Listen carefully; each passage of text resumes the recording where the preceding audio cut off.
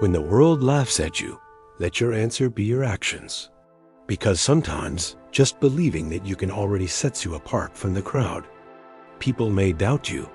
They may say you're not good enough, not smart enough, not capable enough. But they don't know how many times you've stood up after falling.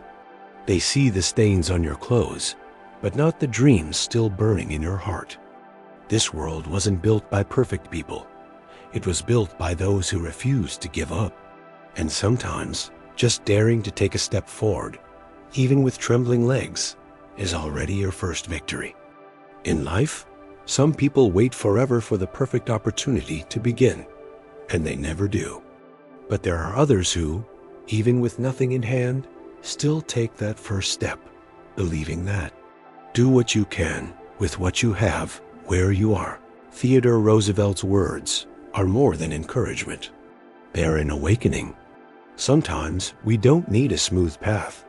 We just need the courage to take the first step on the rough ground beneath our feet. It is in adversity that people discover how strong they are when they have nothing left to lose. The screen slowly fades to black. The narrator's voice lowers, calm and deep. But sometimes, to truly believe in yourself, you need a reason big enough. The sound shifts. A distant train whistle, the hum of the city, footsteps echoing through narrow streets. Amid the slums of Mumbai, where children play on garbage heaps and a meal is a luxury, a boy grows up believing the world can change if only he doesn't give up. No one taught him knowledge. Life did, with its blows, its losses, and its relentless lessons in survival. Every painful memory, every seemingly meaningless fragment of his life would one day become the answer that carried him through an unimaginable journey. And when people asked, how could a boy from the slums know all that? The answer was simple, because he had lived it. The sound of a train whistle pierced through the night.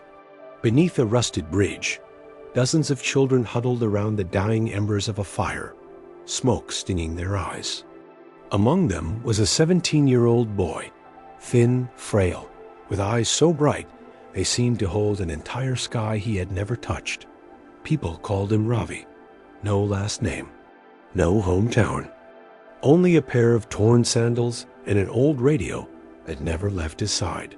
He listened to the news every day, though no one could understand why a ragpicker would care about the world beyond the slums. Tomorrow, the television network will host Dream Millionaire. Anyone who answers all the questions correctly will win $1 million. Ravi chuckled. $1 million for others, just a game. For him, a lifetime. But what made him fall silent wasn't the prize. It was a memory flashing by.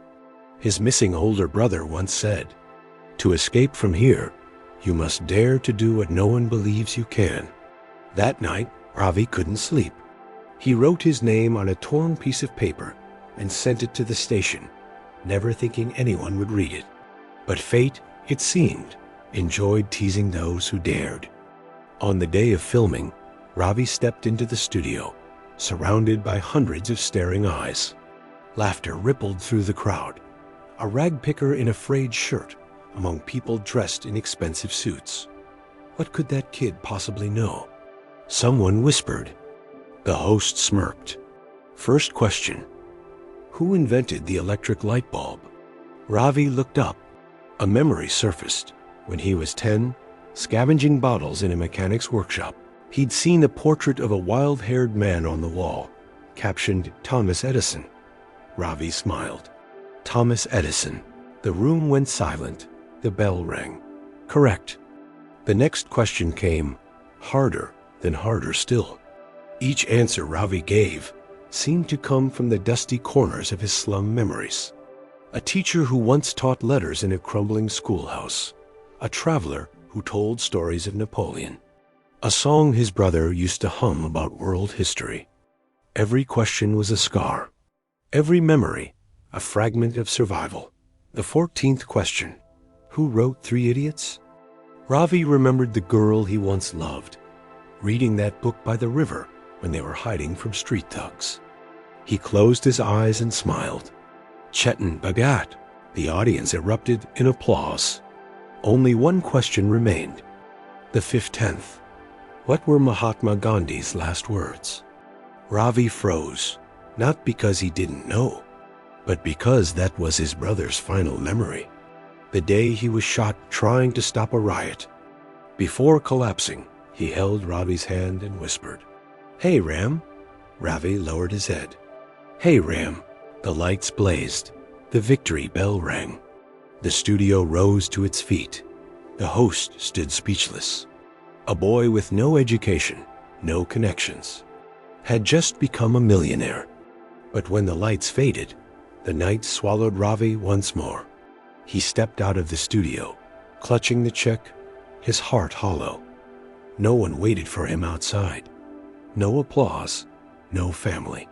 Only the wind and the stench of the city's waste. A reporter ran up to him.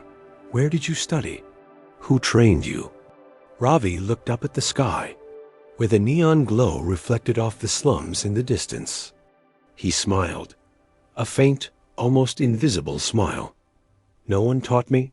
I just used what I had, right where I was."